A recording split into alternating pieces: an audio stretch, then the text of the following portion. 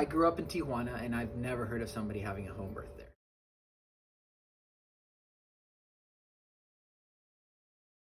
Yeah, and that was my first obstacle, was the safety. Right. Maybe not choosing the safest option. Not that I was unsafe. Maybe I thought it wasn't the safest option. Right. And now that I see that, I mean, even she came out with her umbilical cord wrapped around her neck. You didn't even flinch. Boom, boom, boom, baby came out. Like, after the birthing part, all that work that you guys went into helping Veronica, like getting her in bed and like jumping up on our bed, and like you guys were like all over it, you know, like that part was cool. Like I didn't expect that part, the cleaning up and like getting her in bed and the placenta coming out and all that stuff, like sitting next to her doing her information. Like it's not like tick tick tick tick tick tick tick tick tick on a computer, don't talk. I don't know, it was just completely different. Way more way more human. Yeah. We have very good hospitals. In my opinion, we have better healthcare than here in the United States. Is that right? Well, at least more personable, and again, Wow. you're more in control. You know the doctor, you pay the doctor. There's no insurance involved, and so it's different. The doctor works for you, not for your insurance company. Here, the doctor doesn't really care about you. They care Right. about your information and your numbers so they can bill whoever they bill. But they don't really care about you. They care about you getting out of the way and giving your information. Like, all that part that's so clinical in a hospital was so warm and different here. So that's the safety part, then it's all about comfort. Then it's all about comfort and experience, and like what a different And, like, experience family, you had. The bonding that's created around it, versus being like, again, with my son, I slept in a chair, you know, and I got the worst flu that you can imagine. I came home sick from the hospital. Oh my God, I didn't know that. So I had to take azithromycin and stuff like that right when I got home. Whoa. Because I couldn't swallow. I had green phlegm. Like I was As a new dad. And exhausted. Oh my God. And having to help my wife. Right. So that part. Then the other part was like the having to go back and forth to the hospital.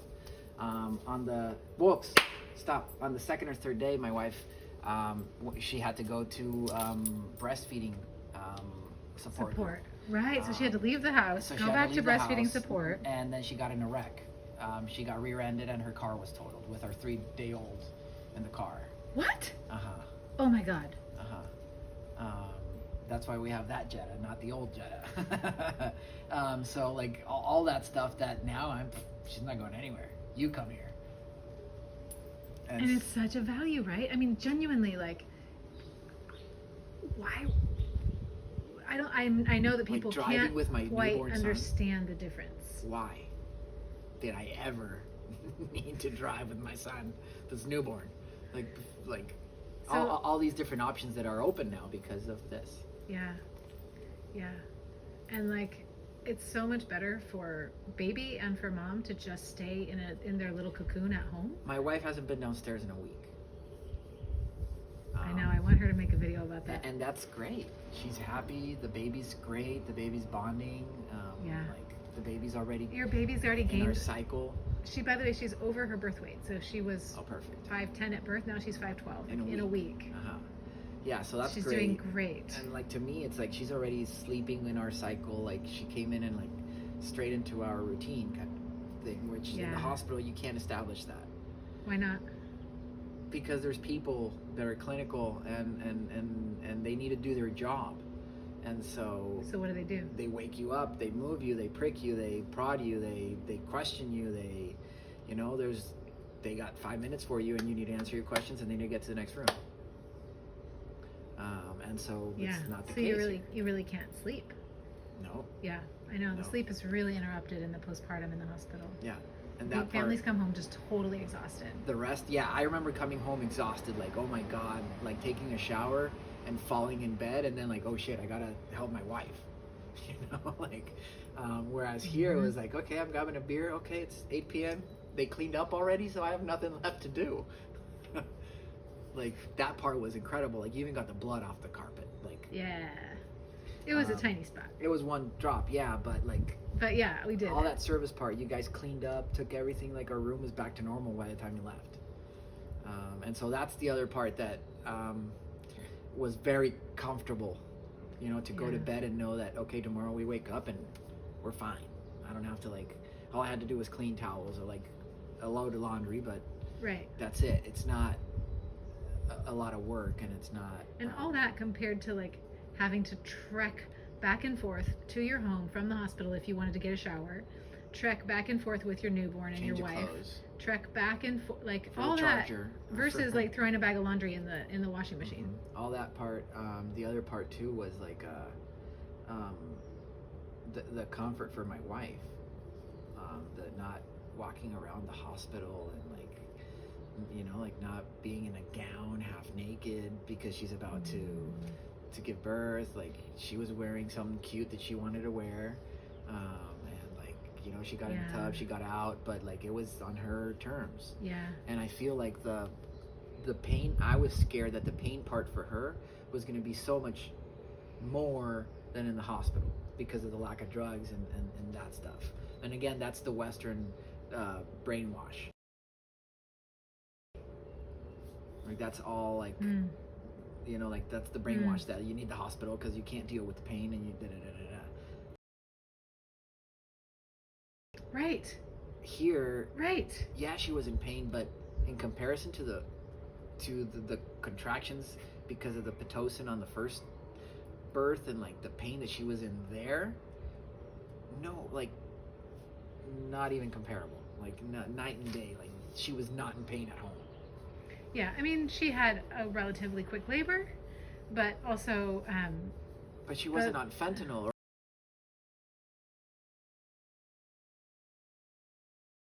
or on an epidural. Right. And she wasn't on Pitocin, like you said. Exactly. No Pitocin, no double shot of fentanyl, and no epidural. Wow. Like that double alone. Double shot of fentanyl?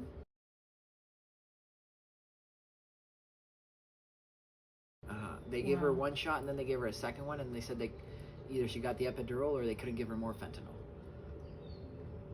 And so, like, fentanyl, I hear that killing people.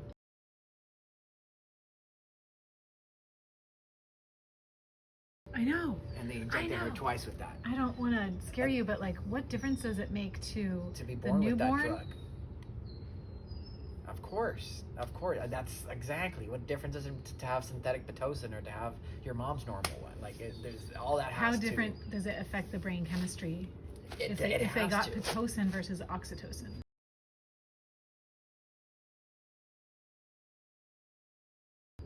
Exactly. Right. It definitely has How to. different, like, does it set you up for addiction if you got the, I'm not asking, it's a rhetorical question because we don't know the answer, but like, is the fentanyl addiction so bad because so many people in that generation got it when they were being born? I mean, we don't know. We don't know. I had never drawn that conclusion, but there is an opioid epidemic, and if it starts at birth and you're getting it for a bad tooth, then right. You know, like right. Yeah, and addiction. So that's like all that economy that's behind it. The other thing too is like the baby was born. Here, Mom. No, let me go. Like I remember them rubbing my son, and that pissed me off. That they were like, they took a rag and they were like really like scrubbing him, and I was like don't hurt my son. Yes. He's like just born. Give him to my wife, and it took him maybe 5 minutes to get my son from birth to my wife. From like weighing him and then scrubbing him for some reason, like with a cloth, like taking the little wax off of his face, and I don't remember waiting at all for the umbilical cord to be cut. At the hospital? Yeah, they don't wait. I cut it, but it was like clamp. All right, here, cut here, book. Yeah. But it wasn't. It's a procedure. It's like a quick procedure. They're just trying to get it done. Yeah, it's like, I don't know, to me it's like industrial for-profit healthcare. You know, I got time. If I can do 10 babies in an hour, tomorrow I'm doing 11. You know? It's like they have quotas, right? Yeah. And it's like, well, I did, you know, like I did some yesterday, today I can do more. Like, you know, like push the envelope. Like, yeah. You know how many births I do a month? hopefully a few. So you Yeah, can usually exist. around 4. Like around 4. So you can Not actually 10 be a a night. so you can actually be a business, you know. But Yes. yeah, you're not like a bakery that's like popping out bread out of the oven. Yeah, it's like Because that's not how humans are, right? no, and like Human the fact that development there's takes like time. a relationship with you now. Yeah. Whereas the doctor, like her doctor, I don't want to see her in a Zoom meeting. You know, like Yeah. that's the other part that I'm used to having a relationship Yeah. with my doctor or with my healthcare provider. And in the hospitals, it's not like that. You don't even know who's gonna help you birth. No You can't idea. even plan the doctor that's gonna see you. So it's gonna be just some random person sticking his hand in you and like saying, "All right, baby, come out." That's the other part that to my wife, and I have to understand that it's impersonable. It's not something that she's willing to do, especially after the first time what they did to her. Oh my god! So that part, her being able to choose and like going through 5 of you and saying, "Well, I like Katie, not the other people that I spoke to because of her belief in this and that." That control was also very calming to her. That makes so much sense. We like to choose who our people are. Exactly. That's just normal. Everybody likes to choose who their people And are. that relationship can't be forced. Right. You know, in the hospital, it's Dr. Chong. He's not going to read your birth plan. He's not going to care if you want intrusive, not intrusive, if you want this, if you don't want that. He doesn't care. He's got 12-hour shift. Baby's coming. Get out of my way. Let's make this easy. Pump her with drugs. Right. That's the mentality. And also, like you said, he's beholden to his insurance company, not to the patient. So if it takes 20 extra minutes to be calm and sit next to that woman and He's not getting paid for that.